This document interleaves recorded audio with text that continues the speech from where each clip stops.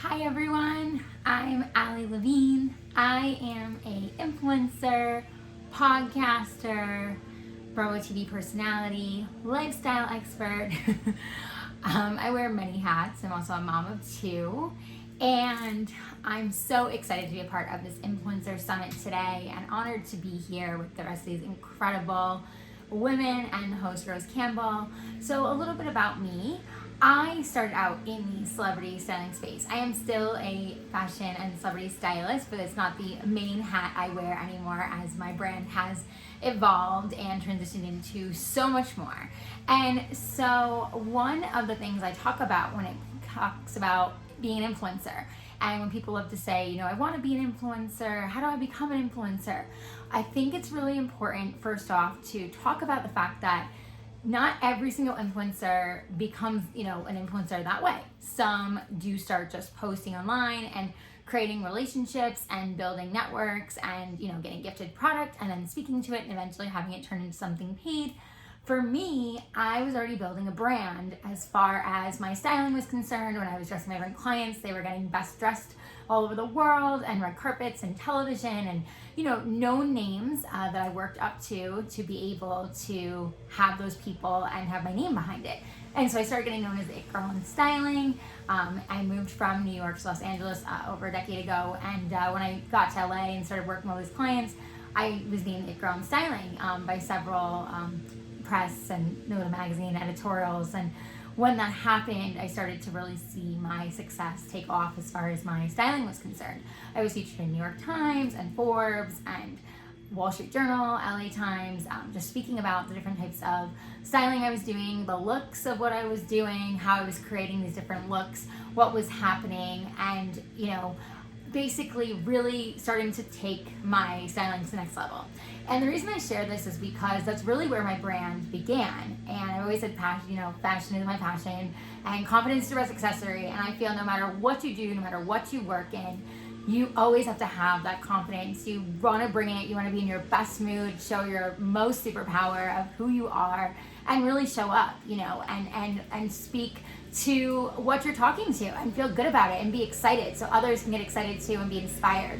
So that being said, as a stylist, as I built my brand, as I started working more and more with those amazing celebrities and different reality TV stars and public figures, I started then getting asked to be on camera to speak about on the red carpet, hey, what's happening for award season? What do you think we should wear? What are we gonna see? What are the trends? And started speaking to that. Then I started getting asked to be on national and local TV like AP News and ABC and NBC Nightline and Dateline, and speaking to just different trends and ways to wear them and what I thought about them and just sharing my expertise. So that's where my TV personality then started to take off and transition.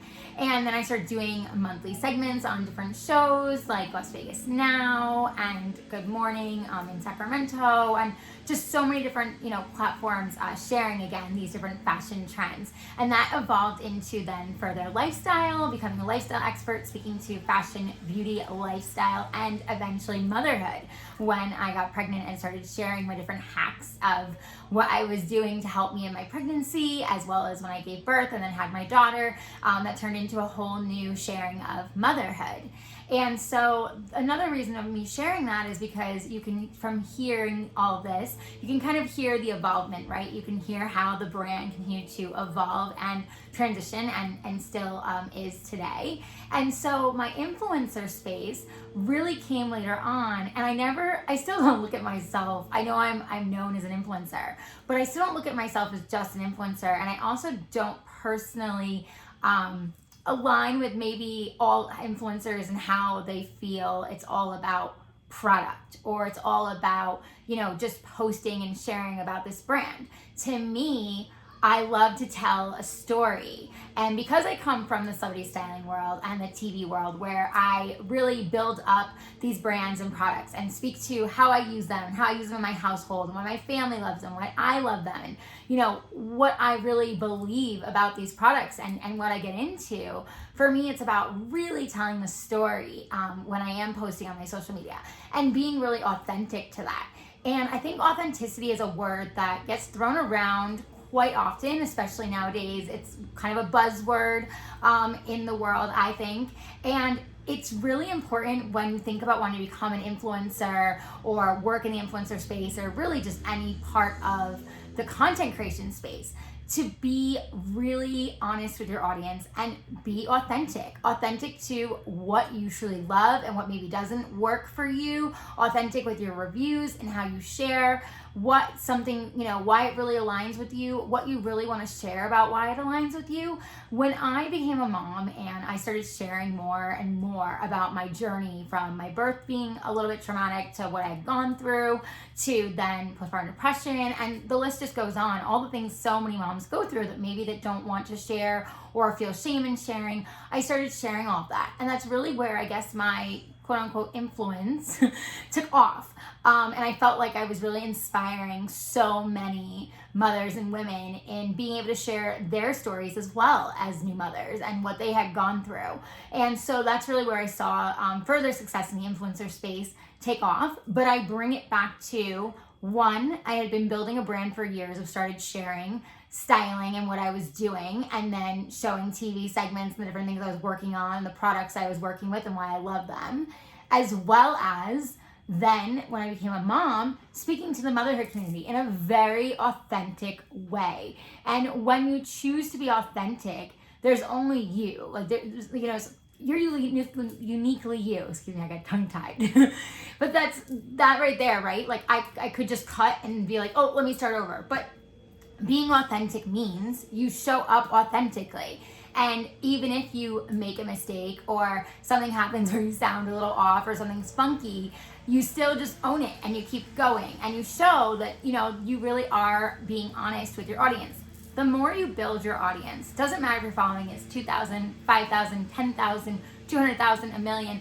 Everyone thinks like, oh my gosh, she has over 200,000 followers. Like, I didn't always have over 200,000 followers. I had a very small amount of followers that I built over time, over the years. And I believe that a lot of the building was the fact that I was so transparent. I really took them on a journey. I really built out my story of who I was and what I was showing, and when I evolved, what I spoke to and how I talked about my struggles as a mother and how I was working in different spaces now and not just styling, and really sharing what was on my heart. And being vulnerable and being really transparent is not necessarily for everyone.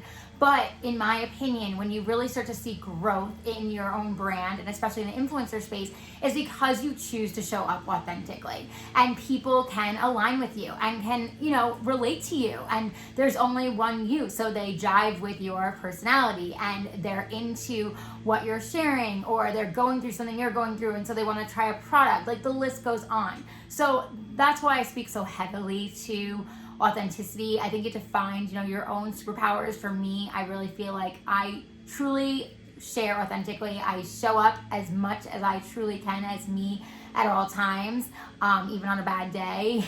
And that's not easy, but I've learned, over the years, and continue to learn how to share the good and the bad, because it's not a highlight reel. And being an influencer, in my opinion, is inspiring and continuing to influence others to step into their own superpowers and share how they feel. So that's my biggest takeaway from the influencer world. And then as far as monetizing it and working with brands, that comes over time. That comes from building connections, networking, building trust with different brands, showing your engagement and your community and audience is really truly and authentically engaged.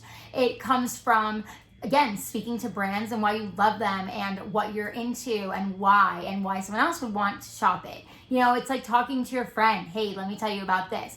And when I first started, I was working with gifted product. I wasn't being paid. And then after, some time, again, of showing up and putting myself out there and sharing the different things I was really into and loving, I started getting paid campaigns. But it wasn't until the last couple of years where I really started making a career out of being an influencer. And so I think that's really important too, for people to understand that, like, this doesn't happen overnight, just like any other job. It takes time to build. It takes time to be successful. Anything, worth having is worth working for. And, really, for influencers, I believe any influencers I've spoken to, they really work hard. It's, like, you're an entrepreneur. You work day and night. You're editing, you're coming up with captions, you're working on compelling content, you're creating. Like, I have days where I create just content. I have days where I just edit. I have days where I think up ideas for my content. Like, it's always ongoing. Sometimes I'm inspired, of course, off the cuff as I'm doing something, but a lot of times it's a lot of creation and it takes a lot of work, like anything else. And so then that leads me to my podcast. I've had a lot of questions about my podcast and, how did you create a podcast and how is it now, so successful? So again, I built a brand for many years. So this is my building blocks of everything that I've been working on are coming together and the worlds are colliding. And so though audiences may be different in different places, a lot of them have come into the same spaces of where I am. So people are choosing to listen to me talk now on a podcast. And so when I first started my podcast, to be honest, I had no clue really what I was doing.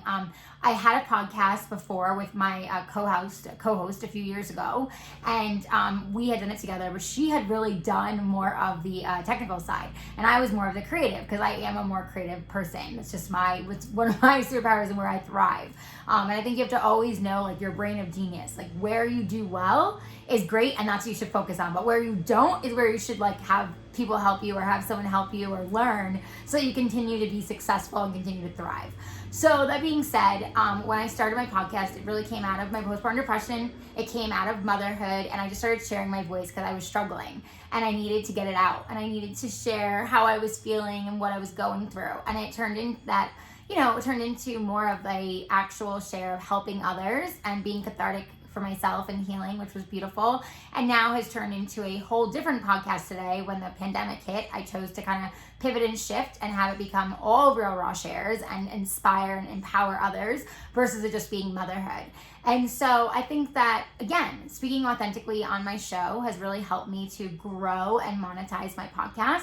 A lot of the relationships I have from the influencer world and TV world, I use a lot of those brands as well as, sponsors and partnerships. So I'm able to carry those relationships over, which is why networking and relationships are so, so, so important. Like, if there's anything I can stress in this summit is like, before the product, before the monetization, before anything, work on your relationships. You need to have great, solid relationships where people trust you and you build those relationships and you work together and you make it a win-win and they know that they're getting something great with you and they know they can trust you. Trust is key. Just like your audience has to trust you, the brands and the partners and the products, they all have to trust you too. So building those relationships is key, and then continuing to further reach out and strengthen those relationships as you're building new relationships.